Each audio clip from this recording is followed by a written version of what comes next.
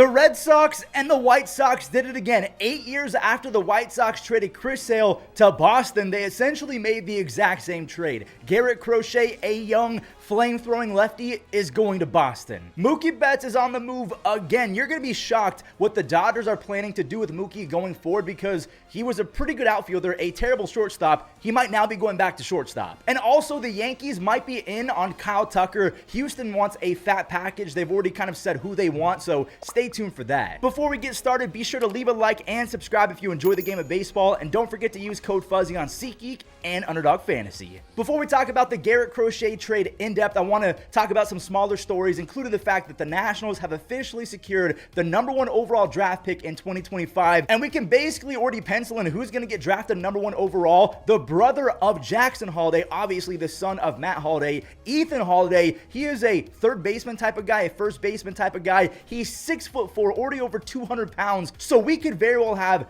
two Holidays in the last few years going #1 overall. That's insane. So I just wanted to kind of let you guys know the Nationals, they're going to get Ethan Holliday. I don't know what the Dodgers have up their sleeves, but a few weeks ago, they said that Mookie Betts is going to go back to playing infield. I assumed that he was going to be playing second or something like that because he was a terrible defensive shortstop. He's going back to shortstop. Tommy Edman is going back to center field, and Mookie Betts is going to get as much leash as physically possible. This is according to the GM of the Dodgers, Andrew Freeman. And if you look at Mookie's errors from last year, he had a lot of them at shortstop. A lot of them were throwing errors, kind of like Fernando Tatis Jr. back in the day. People just assumed he was an awful defender because he made throwing errors. He made a lot of good plays, but again, the errors, they were bad throwing errors. So if he can get that fixed, he actually might be pretty good. But clearly, as you've seen, as I've been talking, he made quite a few of them, so he's got a ways to go. Like I mentioned in the intro, 8 years after the Red Sox acquired Chris Sale from the White Sox, they're basically getting a taller version of Chris Sale and Garrett Crochet, although that we can all agree that Crochet is not as good as Chris Sale. So let me break it down for you guys. The Boston Red Sox are getting 25-year-old starter Garrett Crochet. He wasn't a starter before 2024, and also I do want to show this picture because it goes hard. You have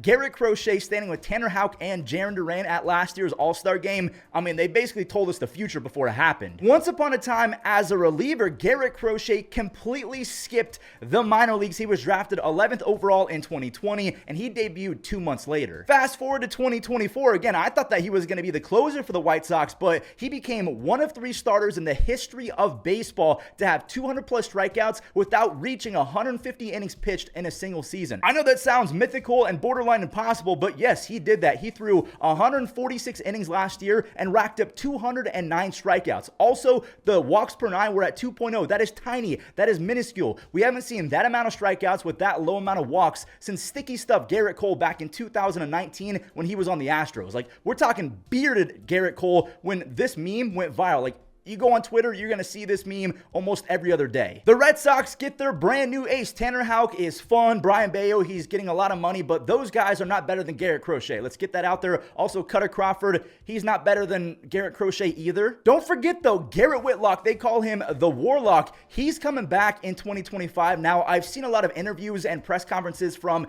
Alex Cora. He said literally out loud that Garrett, he was okay as a starter for us, and he was really good as a reliever. That really makes me think that Garrett Whitlock will become a reliever all over again. Although last year before he got injured, he had a 1.9 ERA in his first 4 starts. That's pretty dang good. But you have to remember that the Red Sox also utilized a rookie by the name of Richard Fitts. Yes, I know it's a funny name. Richard Fitts, as a 5-starter, allows Garrett Whitlock to go back to the bullpen. If you can go Garrett Whitlock, Aroldis Chapman, and Liam Hendricks for the 7, 8, and 9 innings, then you factor in a Greg Weisser and a Justin Slayton, the Red Sox are instantly better all the way around in terms of a pitching staff. So let's talk about the White Sox now. Who did they give up to get a 25-year-old star in Garrett Crochet? The White Sox are beefing up their farm system. They now have 10% of the top 60 prospects in all of baseball. They have 6 of the top 59. We'll talk about the rest of those guys in a second, but the White Sox picked up 22-year-old catcher slash outfielder Kyle Teel, 21-year-old outfielder Braden Montgomery, 23-year-old infielder Chase Meidroth, which sounds like a Lord of the Rings armor plate. It's not Meidroth, it's Meidroth. And they also picked up a 22-year-old starting pitcher, Wikelman Gonzalez. Let's break each of these guys down. A lot of fans across baseball are saying that Kyle Teel is the prize of this trade. I don't think that's the case. Kyle Teel is very good. He can play catcher, he can play outfield. He has a combined .301 batting average and a .405 on-base percentage in his minor league career, and last year he kind of unlocked some speed as well. He had 12 stolen bases out of nowhere. Chris Getz, the GM of the White Sox who made this trade, has already basically hinted that Edgar Quero, who they got in the Lucas Giolito trade, he plays catcher. It kind of seems like Kyle Teel is going to be an outfielder moving forward, but if he plays catcher, don't be surprised because that's kind of his primary position with some outfield sprinkled in. Braden Montgomery is a full-fledged outfielder, no ifs, ands, or buts about it, and if that name sounds familiar, that's because he was drafted just a few months ago. He was the 12th overall pick, and a lot of projections had him going in the top 3. The only reason why he didn't is because of some injury concerns, but at Texas A&M this year, he hit .322 with 27 home runs, and he has a rocket for an arm considering he tried to be a two-way player in college. He was a terrible pitcher though. Getting Kyle Teel and Braden Montgomery is already a pretty good return. Then you factor in 23-year-old infielder Chase Meidroth, who might be one of the more underrated prospects in all of baseball. Check this out. Last year, he had 105 walks to 71 strikeouts. His on-base skills are absolutely elite, and he's getting a lot of comps to Dustin Pedroia. Maybe that's because he was a Red Sox prospect who got on base a lot and is not the tallest fella. He's going to the White Sox now, so maybe there's another comp, or maybe it's still Pedroia. And last but not least, the White Sox also picked up 22-year-old starter Wikelman Gonzalez, who had one of the crazier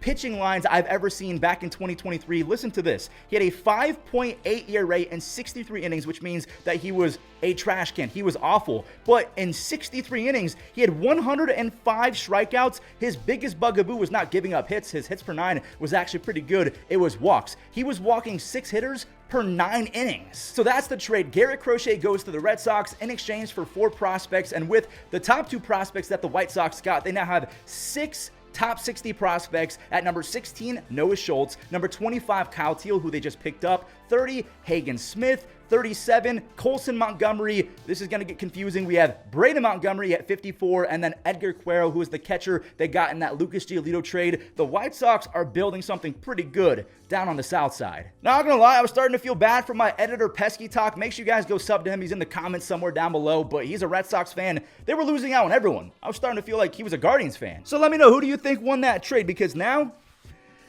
let's get delusional. I'm not going to spend too much time on the Kyle Tucker to New York rumors, but I do want to talk about them because the Astros have basically told the Yankees, this is what we want. If we're going to give you Kyle Tucker for 1 year, he's a free agent after this next season, so he's going to be a rental. We want Luis Gil, the rookie of the year. Now, I don't know if this is just copium or cope, but I've seen a lot of people saying that Kyle Tucker is better than Juan Soto.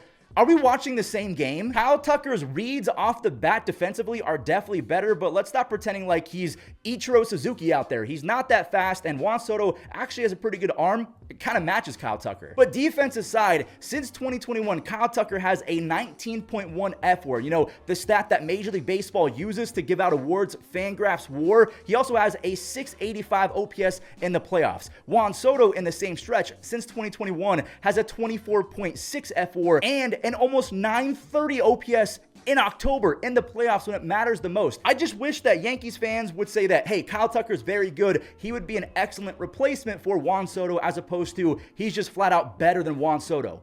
He's not. Aaron Judge had to block Yankees fans left and right during October because he got trolled that much because he was that bad, yet he has a higher OPS in the playoffs than Kyle Tucker. That's the same guy who's better than Juan Soto, who literally backpacked your entire franchise to the World Series. Stop. Fuzzy stirring the pot again? Yeah, I'm back. I'm back, baby.